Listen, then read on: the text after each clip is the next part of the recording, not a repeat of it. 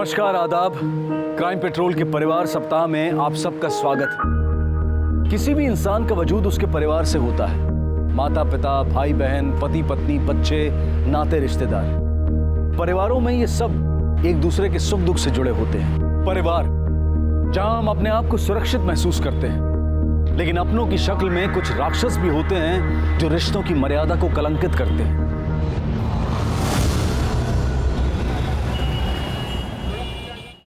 चाची, मैं नहाने जा रही हूँ, बाद में आके नाश्ता बनाती हूँ।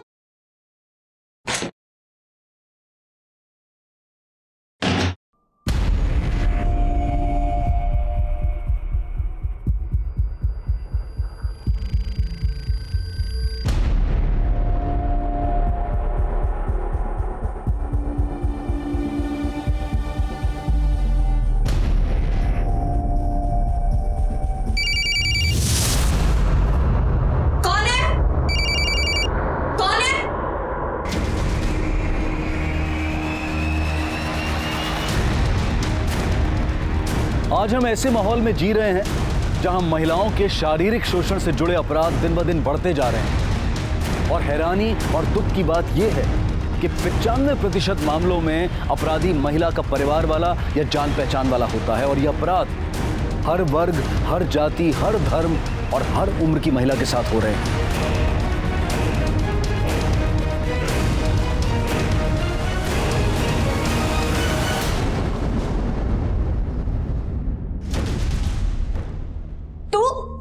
तू यहाँ क्या कर रहा है? मैं चाची, अरे क्या हुआ? क्यों चीख रही है? और मेरे बेटे का हाथ क्यों पकड़ रखा है? चाची, ये जीतू मुझे कपड़े बदलते हुए देख रहा था और इसने अपने फोन में वीडियो भी बनाई है। दिखा फोन। अरे दिखा। मम्मी झूठ बोल रही है ये, मैंने ऐसा कुछ भी नहीं किया। चाची, दीदी एकदम सच बोल रही है। मुझे भी एक बार कपड़े बदलते हुए देख रहा था। मैंने कभी आपको बोला नहीं। बस एक तो हमारे घर में रहने के लिए दिया, ऊपर से मेरे बेटे पर भी झूठा इल्जाम लगा रही हूँ। वो तो तुम्हारे चाचा की वजह से चुप है, वरना। लेकिन चाची अरे क्या हो रहा है? कोई ड्रामा का सीन चल रहा है क्या?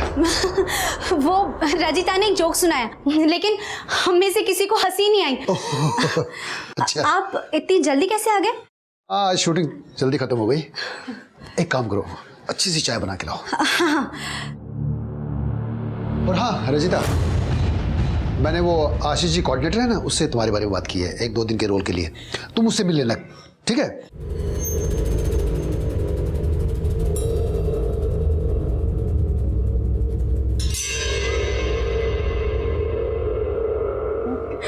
दीदी, तुम्हें ना चाचा जी को सब कुछ सच बता देना चाहिए था। रुको, मैं अब भी जाके सब कुछ बता। नहीं सोनम, देख, पापा मम्मी के डेथ के बाद चाचा जी हमें सतारा से मुंबई ले आए। हम 6 महीने से उनके घर पर। अगर उन्हें ये सब कुछ पता चलेगा, उन्हें बहुत दुख पहुंचेगा। तो क्या करे दी? चाचा जी को सच नहीं बता सकते, और चाची अपनी बेटी की गलती कभी मानेंगी नहीं। और वो जीतू की हरकत ऐसे तो और बढ़ती जाएगी ना दी। एक काम करते हैं दी, हम ये घर छोड़ देते हैं, कहीं और चले जाएंगे दी। जिस घर में रजिता और सोनम 2 अनाथ बहनें शरण लेने आई थी, उसी घर में उनका चचेरा भाई जीतू उन्हें अपनी कुंठाओं का शिकार बनाना चाहता था। वो दोनों बहनें तंग आकर उस घर को छोड़ने पर मजबूर थी। लेकिन क्या ये सिर्फ रजिता और सोनम जैसी अनाथ और बेसहारा लड़कियों के साथ होता है? नहीं, मधु जैसी कुछ शादीशुदा महिलाएं भी हैं जिनके सम्मान के साथ उनका वही पति खिलवाड़ करता है जिसने शादी के 7 फेरे लेते वक्त उनके सम्मान की रक्षा करने की कसम खाई थी।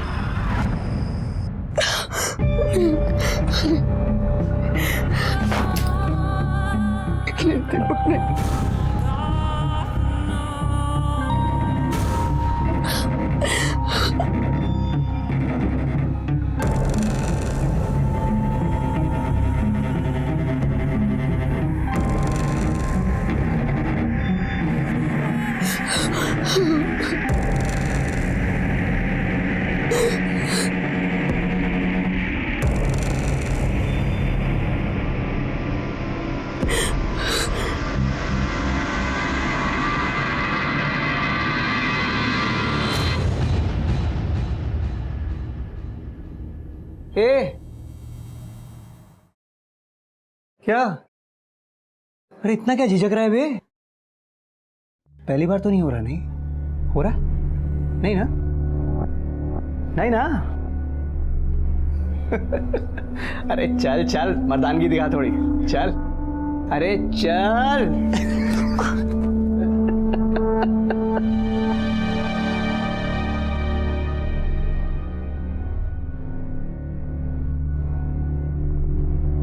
ये किस तरह की मानसिकता थी जो किसी लड़की, किसी औरत के सम्मान के साथ खिलवाड़ कर रही थी, और इस बात का उसे कोई पछतावा भी नहीं था। ये एक प्रकार का मनोरोग था, पागलपन था, जहां सही गलत, नैतिक अनैतिक का बोध खत्म हो चुका था।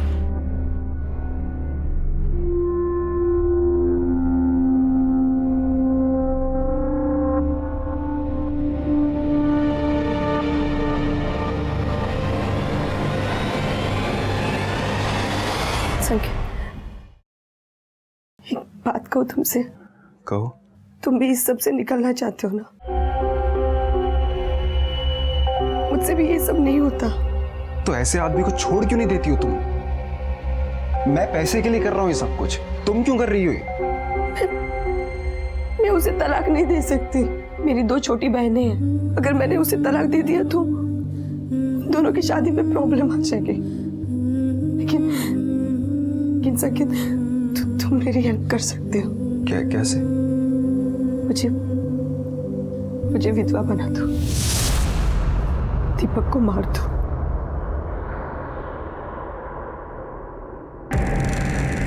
देखो संकेत, तुम्हें जितने पैसे चाहिए मैं दे दूंगी। तुम्हें जो चाहिए मैं दे दूंगी। बस प्लीज उस हैवान आदमी से मुक्ति दिला दो प्लीज।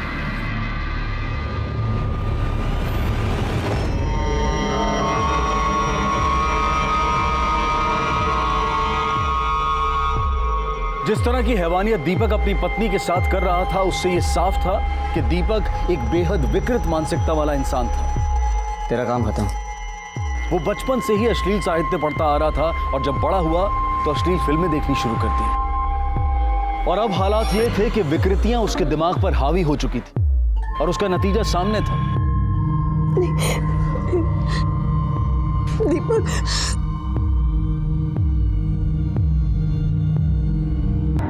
दीपक अपनी पत्नी को किसी और के साथ संबंध बनाने के लिए मजबूर करता था, और उसके बाद ही वो अपनी पत्नी के साथ संबंध बना पाता था। हमारे समाज में मधु जैसी न जाने कितनी ही शादीशुदा महिलाएं हैं जो मजबूरी में अपने साथ हो रहे ऐसे अत्याचार को बर्दाश्त करती रहती हैं। दीपक की जो जिंदगी कल थी, आज जीतू वही जिंदगी जी रहा है, उन्हीं गलत रास्तों पर चल रहा है। उस कमीने जीतू ने तेरे साथ ये सब किया और तू चुप रह गई? अरे तुझे तो पुलिस स्टेशन जाना चाहिए था। अगर मैं पुलिस स्टेशन जाती तो चाचा जी फालतू परेशान हो जाते। उन्हें बार बार पुलिस स्टेशन के चक्कर लगाने पड़ते। अच्छा, तुझे उनकी चिंता है, और तेरे साथ जो हुआ उसका क्या? हिना दी, चाचा जी को तो ये तक नहीं पता कि हम दोनों ने घर क्यों छोड़ा है। अच्छा, चिंता मत करो, ये घर भी तुम्हारा ही है। लेकिन हिना, तुम प्लीज मेरे लिए कोई काम ढूंढो ना। वैसे चाचा जी ने अपने कोऑर्डिनेटर से बात करी थी। रजिता, तू काम की चिंता मत कर, कुछ ना कुछ करके मैं कोई इंतजाम कर लूंगी तेरे लिए। अच्छा, वैसे मैं 1-2 कास्टिंग डायरेक्टर्स को जानती हूँ, पर तू एक्टिंग तो कर लेगी ना? अरे रजिता, तुम यहीं शिफ्ट हो गई क्या? हाँ भैया। बहुत सही। पर तू अचानक यहाँ कैसे? वो कुछ जरूरी बात करनी थी मुझे तुमसे। 2 मिनट के लिए बाहर आओ। मैं आती हूँ।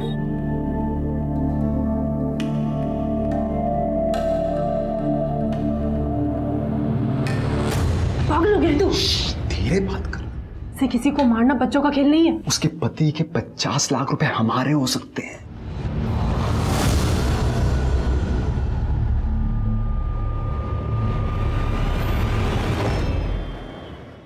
ये नहीं, बहुत अच्छी है ना साड़ी।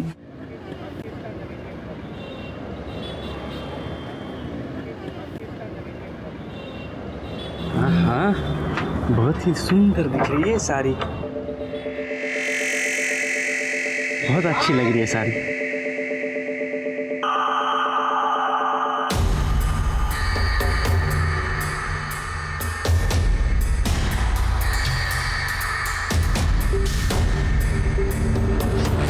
निकल जा यहाँ से। गलती होगी, दोबारा ऐसे नहीं करूंगा। गलती कहता हूँ निकल। जो आदमी औरतों की इज्जत नहीं कर सकता, ऐसे आदमी के मेरी दुकान में कोई जगह नहीं है। निकल जा, मेरी बात सुनिए, निकल जा यहाँ से, निकल जा यहाँ से, वरना मैं पुलिस को बुला लूंगा। निकल।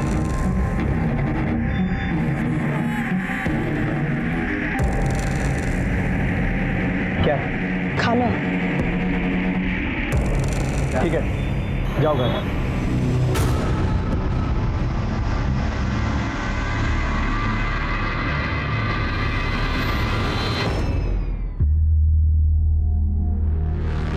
अशोक खाना लगा देना।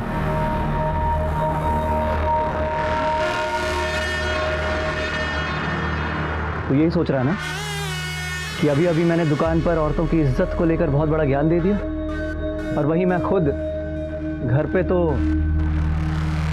क्यों? ये मेरा धंधा है और वो घर, समझा?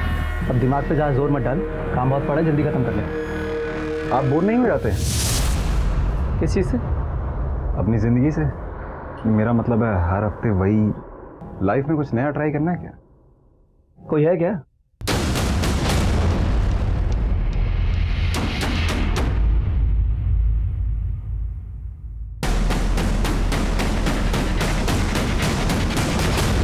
ये हीना है, कैसी लगी? और है? हाँ ये देखो। एक मिनट, एक मिनट। ये रजिता है, ये उस टाइप की लड़की नहीं है। अरे टाइप मैं बना दूंगा, तू लेके आना। आप समझ नहीं पा रहे हो, मतलब देख क्या है ना, जो दिल को भा जाए उसमें समझ को बीच में नहीं डालते। पैसे कितने चाहिए?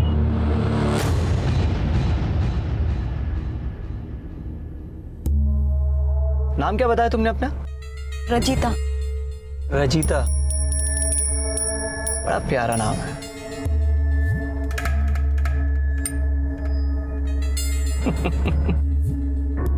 देखिए, संकेत ने मुझे बोला था कि आप नौकरी के लिए मेरा इंटरव्यू लेने वाले। ये सब क्या कर रहे हैं आप? अरे इंटरव्यू तो है, सही बोला था संकेत ने। पहले ये तो जान लेंगे तुम्हें आता क्या क्या है।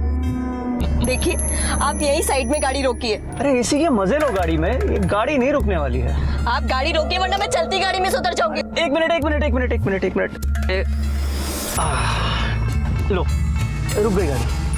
लो, छोड़ दिया तुम्हें। मेरी एक बात सुनो, एक बार मेरी बात मान लो बस, है? लाइफ बना दूंगा तुम्हारी।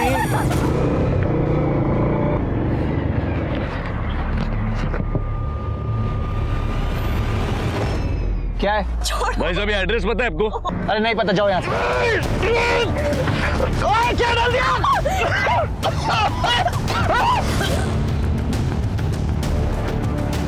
क्या डाल दिया आग में? कमीना! किधर जा रही है?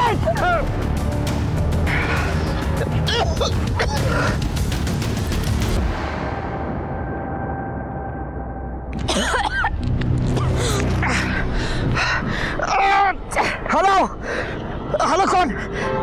शैलेश, हाँ शैलेश, मैं दीपक बोल रहा हूँ। अरे दो बदमाश मेरी आंखों में लाल मिर्ची डाल के मेरे पैसों का बैग लेके भाग गए। जल्दी पुलिस को बुलाओ। मैं फाटक के पास वाले रोड पे हूँ।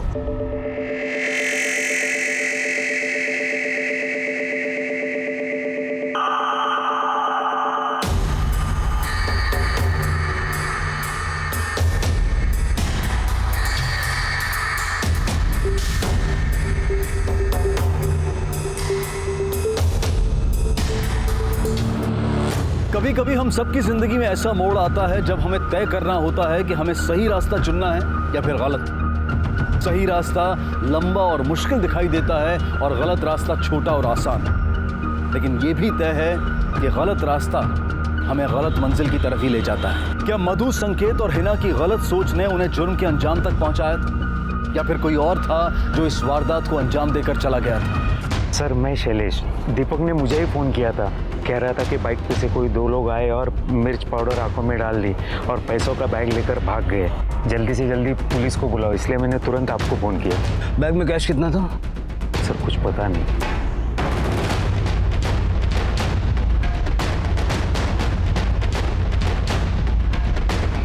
कमरे कैसा? हा सीसीटीव्ही जर चालू असेल तर याचा फुटेज काढ.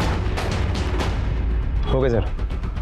सर ऐसा ही लाल पाउडर गाड़ी के अंदर भी है, मिर्ची पाउडर है. मुझे तो लगता है कि ये किसी शातिर चोर या लुटेरे का काम है. मुझे नहीं लगता है लूटपाट का मामला है, क्योंकि इसका मोबाइल और इसका वॉलेट इसके पास ही है. मुझे लगता है कि ये प्लान मर्डर है और इसको लूटपाट का चोगा पहनाने की कोशिश की है.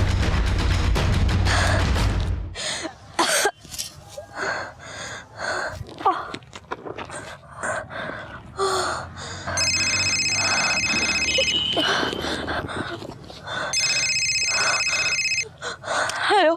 हाँ तुम कहाँ हो? संकेत, पता नहीं मैं कहीं तो भटक गई हूँ संकेत.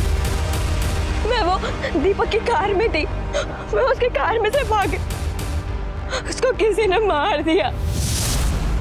मैंने कुछ नहीं किया संकेत, प्लीज मुझे बचा लो संकेत.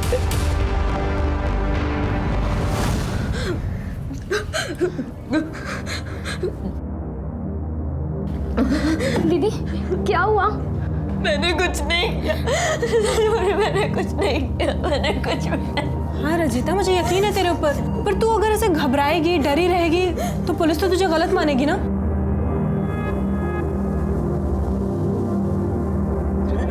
क्यों किया तुमने मेरे साथ ऐसा? बोलो. तुम्हें पता था कि दीपक मुझे इंटरव्यू के लिए नहीं, किसी और काम के लिए बुला रहा है, फिर भी तुमने मुझे उसके पास भेज दिया.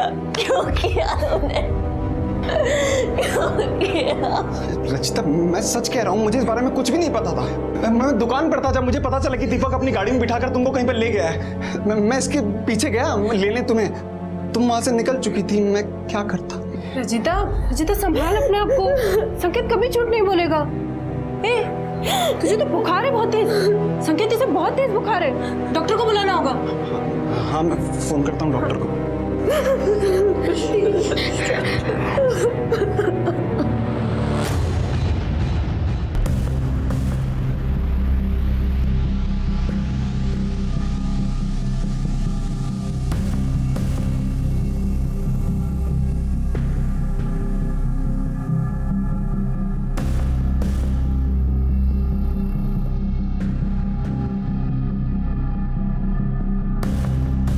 कमले, सीसीटीवी फुटेज से इतना तो क्लियर है कि लूटपाट का मामला नहीं है. लूट करने के बाद ये बाइकर अकेला वापस आया, दीपक को मारा और भाग गया. मकसद मर्डर करने का ही था. हो सकता है सर. सर ये भी हो सकता है कि पहले तो ये मामला सिर्फ लूटपाट का हो, लेकिन बाद में बाइकर्स डर गए कि कहीं दीपक उन्हें पहचान न ले, और वो बाइकर्स में से एक बाइकर वापस आया और उसने दीपक को मार दिया. दीपक के साथ ये जो लड़की थी, ये जो भाग गई, तब ये कौन? इस केस में ये लड़की आई विटनेस है sir. In that case Kamde, इसकी जिंदगी भी खतरे में हो सकती है. और ये भी हो सकता है कि ये लड़की इन बाइकर्स के साथ शामिल हो. आरटीओ से पता करो कि इस मॉडल की कितनी बाइक शहर में रजिस्टर्ड है. Okay sir. Sir, Deepak Soni की पीएम रिपोर्ट आ गई. सर, उसमें लिखा है कि उसकी आंखों में मिर्ची का पाउडर डाला था और किसी धार वाले हथियार से उसके गले को काटा था. कामड़े, दीपक की दुकान से लेकर के मर्डर स्पॉट तक के रास्ते में जितने भी सीसीटीवी कैमरास हैं, सबकी फुटेज निकाल. मुझे लगता है कि किलर्स पहले से जानते थे कि दीपक के पास 7 तारीख की दोपहर को कितनी कैश होती है. Okay sir.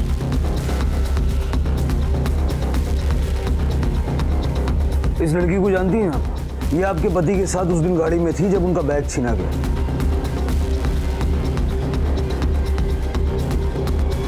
नहीं सर, मैं इस लड़की को नहीं जानती. मैं खुद इसे पहली बार देख रही हूँ. आपके पति के पास पैसों से भरा हुआ बैग था, ये बात कौन कौन जानता था? सर, दीपक दरअसल कपड़े के होलसेल का भी काम करता था, तो आजू बाजू के जो दुकानदार थे वो 7 तारीख को उसको पेमेंट करते थे. ये जो 7 तारीख के पेमेंट वाली बात है, ये दीपक का स्टाफ भी जानता है? जी. दुकान में काम कौन कौन करता?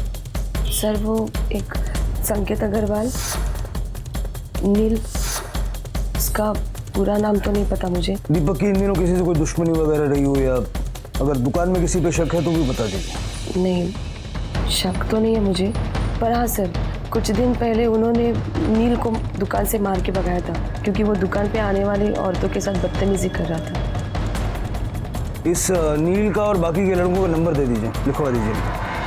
सच सच बता, तुझे दीपक ने नौकरी से निकाल दिया इसलिए तूने दीपक को मार दिया? और वो पैसों वाला बैग छीन लिया।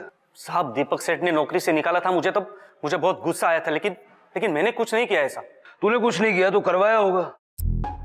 बता, किसको खबर दी कि 7 तारीख को दीपक के पास इतनी कैश होती है? देखिए साहब, आपको मानना है तो मानिए या फिर मत मानिए, लॉकअप में डाल दीजिए मुझे या फिर फांसी पे चढ़ा दीजिए, लेकिन मैंने कुछ नहीं किया ऐसा। कल दोपहर को 4 से 5 बजे के बीच कहाँ था? मैं घर पे था साहब। साबित कर सकता है? साहब नौकरी सिर्फ मेरे अकेले की गई थी, बाकी सब तो काम पे जाते थे, मैं अकेले ही घर पे था। अब ये बता, इधर दीपक सेठ क्या ऐसा गुस्से वाला था क्या? किसी भी एम्प्लॉय पे हाथ उठा देता था? पता नहीं साहब वो मुझसे क्यों नाराज रहता था, पर वो संकेत अग्रवाल को बहुत मानता था, उससे कोई भी गलती हो जाती तो उसे माफ कर देता था। वो संकेत अग्रवाल को बुलाया था, क्या हुआ? सर बात हो गई है, मगर वो अभी नहीं आ रहा है। क्यों? क्योंकि उसका कहना है कि उसकी तबीयत ठीक नहीं है, वो कल सुबह आएगा।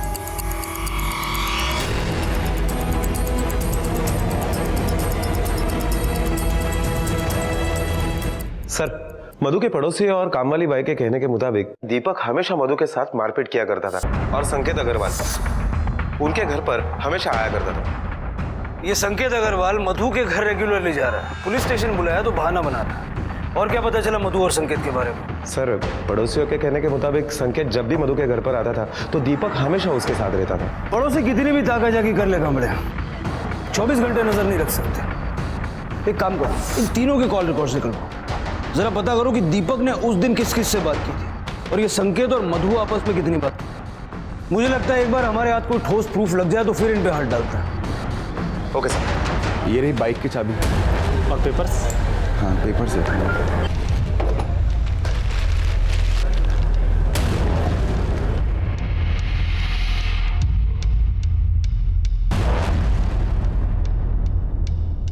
तूने बाइक क्यों बेच दी? देखिए, पैसे रजिता को दे दो, वो बीमार है और उसकी बहन के काम आ जाएंगे। उसके पास कोई काम तो है नहीं वैसे भी, और सदमे से उभरने में उसको काफी वक्त लगेगा। उसको बोलना मत कि मैंने दिए हैं पैसे।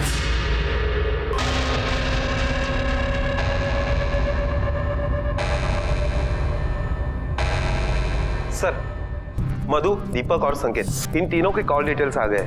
सर, इससे पता चलता है कि मधु और संकेत के बीच में वैसा कोई भी कनेक्शन नहीं था, लेकिन संकेत और दीपक, इन दोनों के कॉल डिटेल्स में एक कॉमन नंबर मिला है। संकेत तो उस नंबर से पहले ही कांटेक्ट में था, लेकिन दीपक हाल फिलहाल में ही उस नंबर के कांटेक्ट में आया। पता करो ये नंबर किसका है कामड़े, क्योंकि इसने दीपक से उस दिन भी बात की है जिस दिन दीपक का मर्डर हुआ। सर, आपने सीसीटीवी फुटेज मंगवाई थी। सर, दीपक की दुकान से लेके दीपक का जहां मर्डर हुआ वहां तक की सारे रोड के सीसीटीवी फुटेज है।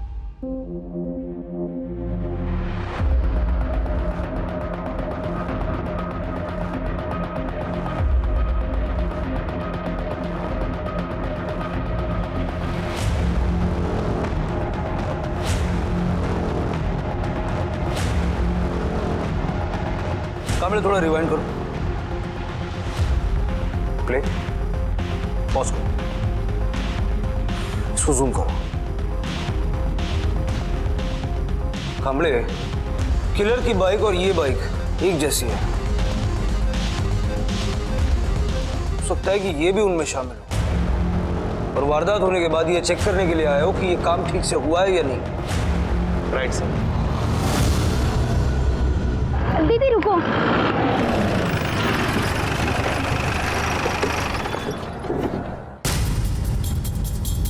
सर वो यहाँ पास में ही गई थी, इसलिए हेलमेट नहीं पहना। ठीक है, लेकिन आइंदा ख्याल रखना। जी। अच्छा, आप लोग इसी सोसाइटी में रहते हैं? हाँ सर। इस सोसाइटी में कोई हिना परमार नाम की लड़की रहती है? सर, मैं ही हिना परमार हूँ। संकेत अग्रवाल, जानती हो उसे?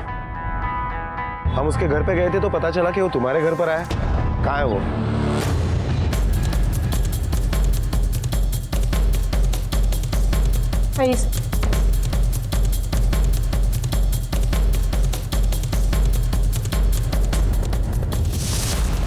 क्यों रे, तुझे पुलिस स्टेशन बुलाया था ना, तू आया क्यों नहीं?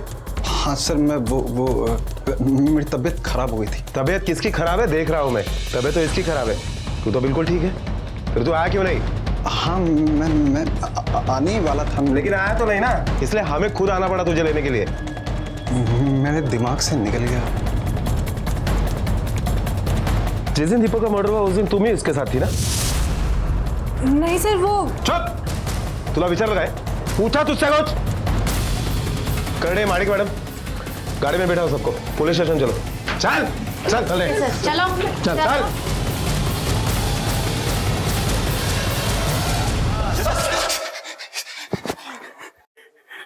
ये तेरी प्लानिंग थी ना कि पहले लड़की भेजी? सर रजीता को संकेत ने ही भेजा था दीपक के पास नौकरी के लिए।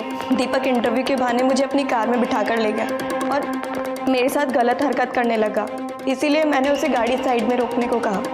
लड़की ने जानबूझ के हाईवे पे सुनसान जगह देख के गाड़ी साइड में रुकवाई। वो बाइक पे पीछे कोई लड़का ही था, मैंने आवाज सुनी थी उसकी। भाई साहब, ये एड्रेस पता है आपको? सर वो लोग उसकी गाड़ी में से बैग भी ले गए थे। मैं बहुत डर गई थी, इसलिए मैं वहां से भाग गई।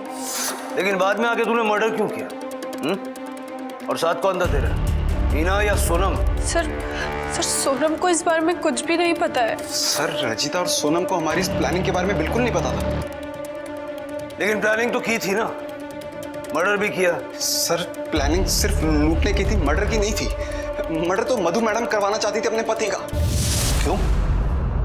मधु अपने पति को क्यों मरवाना चाहती? सर मेरा पति एक दूसरे आदमी से पहले मेरा रेप करवाता था, बाद में खुद मुझसे संबंध रखता था। अब सर ऐसे हालात में कोई भी औरत एक दिन भी जिंदा नहीं रह सकती। मैंने 6 महीने निकाले। आप पुलिस के पास भी तो आ सकती थी मदद मांगने के लिए। हाँ पर मेरी हिम्मत नहीं हुई कभी। पति का मर्डर करवाने की हिम्मत हो गई अब?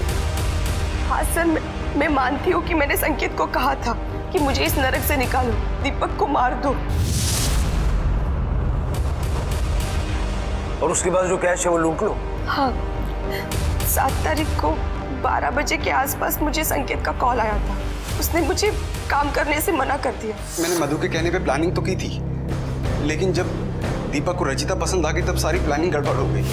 मैंने उसे कहा कि ये लड़की उस तरह की नहीं है, ये नहीं मानेगी, मगर दीपक ने कहा कि उसे वही लड़की चाहिए, वो मना लेगा उसे। फिर क्या हुआ? फिर मैंने रजीता को नौकरी के बहाने दीपक के पास भेज दिया। मुझे पता था कि वो लोग किस रास्ते से जाएंगे, इसलिए मैंने सोचा था कि मैं वही रास्ते में जाकर गाड़ी रुकवाकर उनके पैसे वगैरह लूट कर भाग जाऊंगा वहां से। लेकिन सर मुझे बाद में पता चला कि वाकई में दीपक को किसी ने मारा। अब आपको ऐसे लगता है कि ये सब कुछ मैंने किया है, मैं कसूरवार हूं, तो आप मुझे सजा दे सकते हो। वैसे भी आपकी सजा से भी बहुत बड़ी सजा मैं भुगत चुकी हूँ। देखिए, अगर हमें आपके खिलाफ पक्के सबूत मिल गए तो सजा तो आपको हो। आप जा सकती हैं। तुमने देखा ही ना को स्कूटी चलाते हुए? हाँ सर, मैंने स्कूटी चलाते हुए तो देखा है, लेकिन लोगों से यह भी पता चला है कि वो संकेत की बाइक भी चलाती थी। मतलब वो बाइकर हीना भी हो सकती है? हो सकता है सर। सर जब हमने दोनों की अलग अलग पूछताछ की तो हीना और संकेत इन दोनों के बयान मैच कर रहे हैं, और उनके पास दीपक का पैसा भी नहीं मिला। तो हो सकता है कि ये दोनों सच बोल रहे हो। कामले, ये भी तो हो सकता है कि पुलिस के पकड़ने पर क्या बोल रहा है ये भी पहले से तय किया हो सकता है सर। इस केस की गुत्थी कुछ अलग ही है। एक काम करो, सोनम और रजिता को फिलहाल छोड़ दो और संकेत और हीना को यहीं रखो। उन्होंने ये तो कबूल किया है कि प्लानिंग उन्होंने की थी। अब हमें यह देखना है कि वो प्लानिंग से आगे बढ़े थे या नहीं।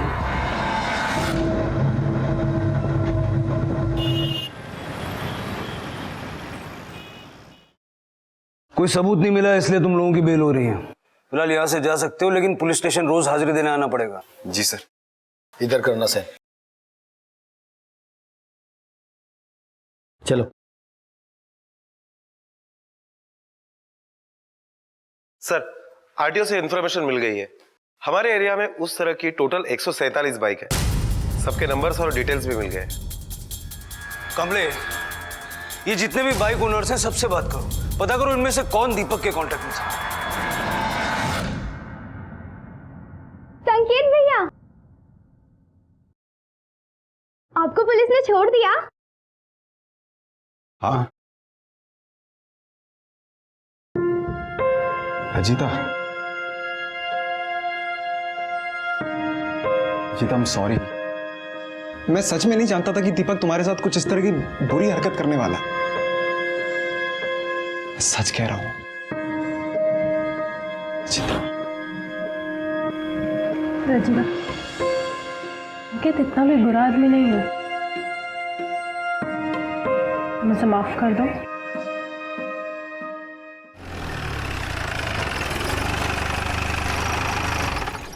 सर, इंक्वायरी में पता चला कि दीपक के कांटेक्ट के 3 लोग ऐसे हैं, जीतू, संकेत और नील, जिनके पास ठीक उसी तरह की बाइक है जो हमें दीपक के मर्डर के वक्त सीसीटीवी फुटेज में दिखी। ये जीतू कौन? सर, जीतू रजिता का चचेरा भाई है।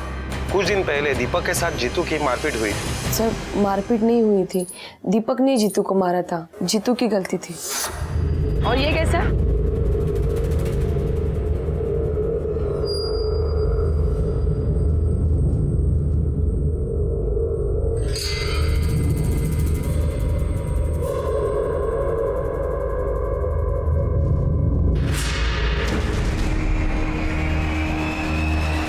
क्या चल रहा है ये? हेलो,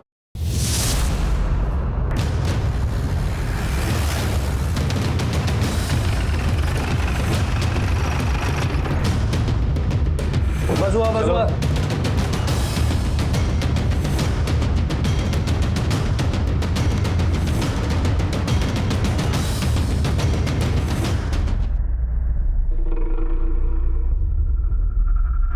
रजिता का गला भी ठीक उसी तरह काटा गया है जैसे दीपक का काटा गया। और शक्ल का भी कोई निशान नहीं है, लगता है अचानक वार किया गया है। लाश को सबसे पहले जिसने देखा था उसको बुलाओ। आपने देखा था सबसे पहले? हाँ सर, सिर्फ लाश को ही नहीं, मैंने तो मारने वाले को भी देखा था। सर, मैं यहीं ऊपर वाले फ्लोर पर रहता हूँ, तो मैं अपने काम से जा रहा था, तब मैंने देखा। हाँ, मैं देख जीतू, मैंने नहीं मारा इसको, ये तो मर गई है। और सर, उसके बाद फिर जीतू यहाँ से भाग गया, मैंने तुरंत आपको फोन लगाया।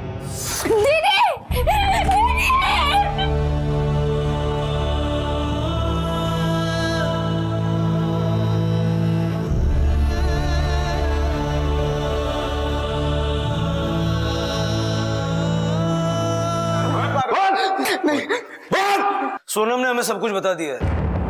वो अपने घर में रजिता के साथ गलत हरकतें करने की कोशिश करता था, और तेरा दीपक के साथ भी प्रॉब्लम था।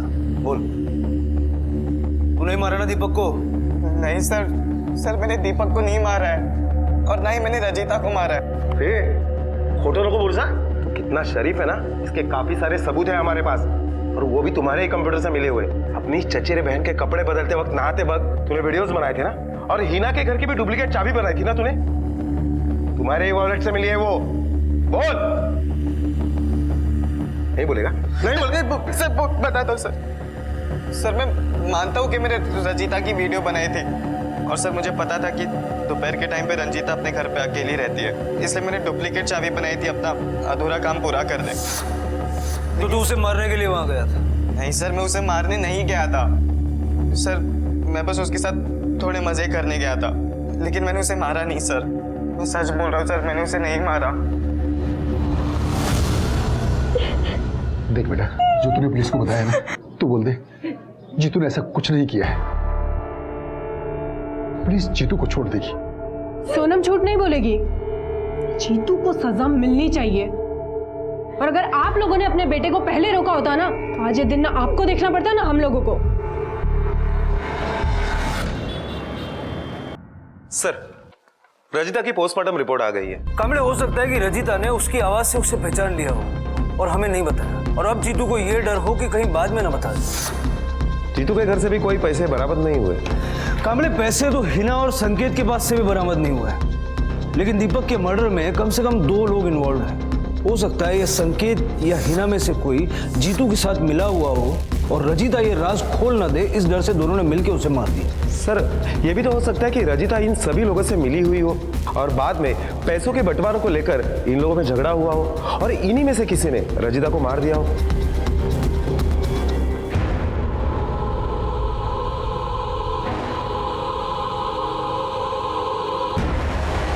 Rickshaw, rickshaw.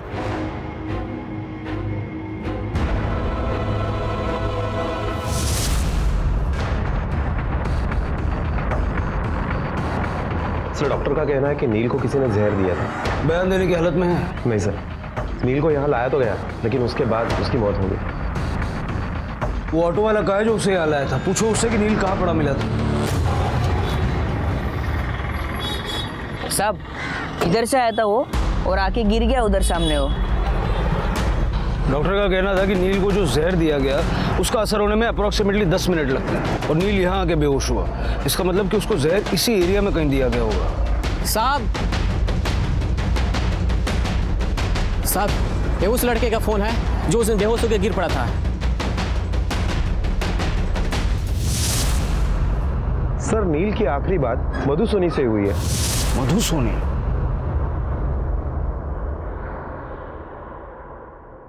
ये जैकेट, वो ग्लव्स और पैंट आपके घर से बरामद हुए और देख करके लग रहा है कि कुछ ही दिनों पहले खरीदे गए। अरे दीपक का बैग 50 लाख से भरा हुआ नील के घर पे मिला हमें। मतलब तुम दोनों ने ही दीपक का मर्डर किया ना और पैसे लूटे।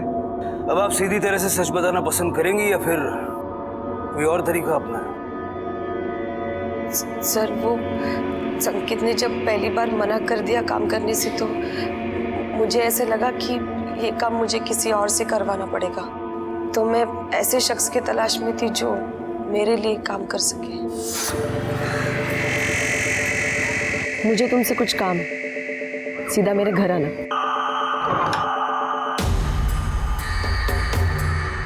किस काम की बात करने के लिए बुलाए मुझे आप? तुम दीपक से अपने बेइज्जती का बदला नहीं लेना चाहोगे? मौका मिलेगा तो जरूर बदला लूंगा, पर तुम उसकी बीवी होने के बावजूद ये क्यों चाहते हो कि मैं उससे बदला लूं?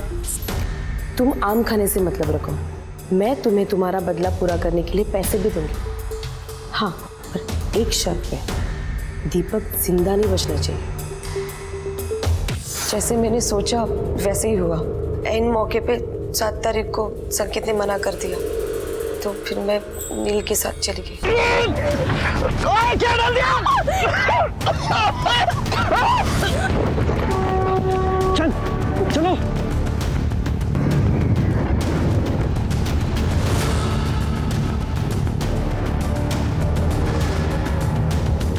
मारा क्यों नहीं उसे?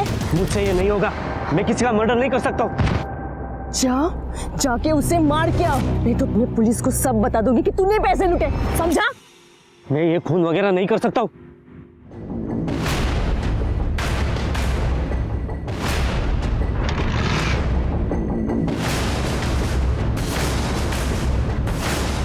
मुझे अपने किए पे कोई पछतावा नहीं है सर। रजिता को मारने का पछतावा भी नहीं? रजिता को क्यों मारा? क्योंकि तुम्हें डर था कि शायद रजिता ने कहीं तुम्हारी आवाज न सुन ली हो, कहीं तुम्हें देख न लिया हो। नहीं सर, मैंने रजिता को नहीं मारा। हाँ, मैंने नील को जहर जरूर दिया था, क्योंकि वो हर रोज मेरे घर आता था, मेरे साथ जबरदस्ती करता था। वो कहता था कि अगर मैंने उसके साथ ये सब कुछ नहीं किया तो वो सब कुछ पुलिस को बता देगा। दीपक के मरने के बाद नील भी मेरे साथ वही करता था जो इतने महीनों से दीपक मेरे साथ करते आ रहा। इसलिए मैंने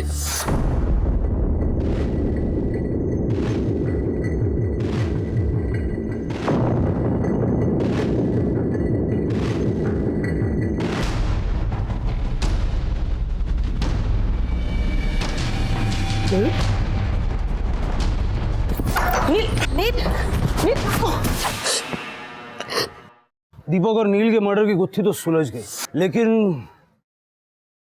रजिता को किसने मारा होगा? 1 हफ्ते से ज्यादा का वक्त बीत चुका था। पुलिस हर संदिग्ध पर नजर रखे हुए थी, लेकिन उन्हें रजिता के कत्ल के लिए कोई मोटिव समझ में नहीं आ रहा था और ना ही कोई सुराग मिल पाया था। और आखिरकार 9 दिन बाद पुलिस को कामयाबी मिली।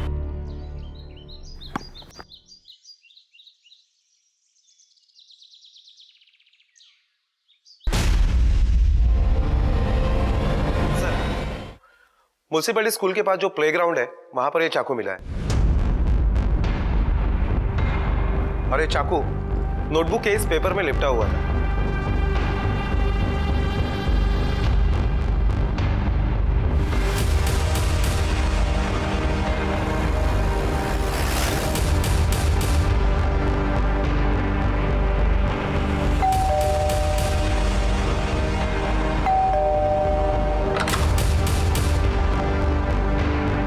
सोनम,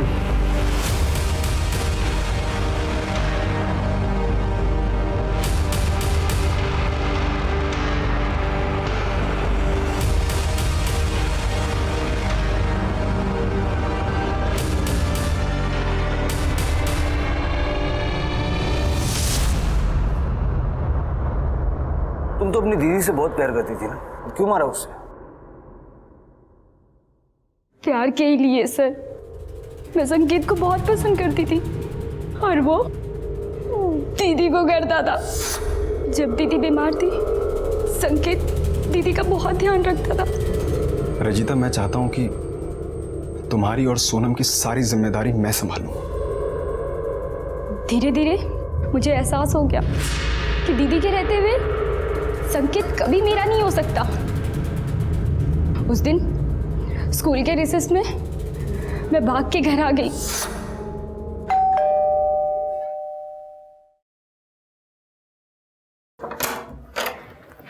अरे तू आज स्कूल से जल्दी आ गई। चल तू चेंज कर ले, मैं तेरे लिए कुछ बनाती हूँ।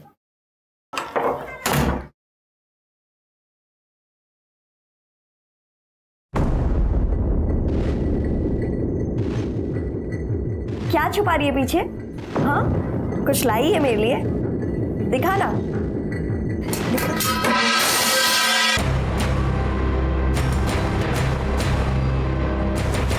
दीदी को मारने के बाद मैं वापस स्कूल चली गई। उस टाइम मुझे लगा कि जो कुछ भी मैं कर रही हूँ सब सही कर रही हूँ। पर दीदी को खोने के बाद मुझे ये एहसास हुआ मुझसे बहुत बड़ी गलती हो गई। सोनम ने अपनी उस बहन की जान ले ली जो उसके भविष्य को संवारना चाहती थी। सोनम को रजिता की हत्या के लिए जुवेनाइल लॉ के तहत गिरफ्तार किया गया और मधु को नील और दीपक की हत्या के लिए आईपीसी की धारा 302 और 120 बी के तहत गिरफ्तार किया गया। गलत रास्ते के जरिए सही मंजिल की आशा रखना ये मिथ्या है। ये रास्ता हमें सिर्फ जेल की सलाखों के पीछे ले जाता है और यही सच है। इसी विचार के साथ अब मैं अनूप सोनी आपसे विदा लेता हूं। फिर मुलाकात होगी अगले एपिसोड में एक और चौंका देने वाले केस के साथ। तब तक अपना और अपने परिवार का ख्याल रखें और देखते रहें क्राइम पेट्रोल डायल 100। सबक एक को सीख हम सबको। जय Hind. If you want to enjoy more crime files content like this, please subscribe to our channel and click the bell icon.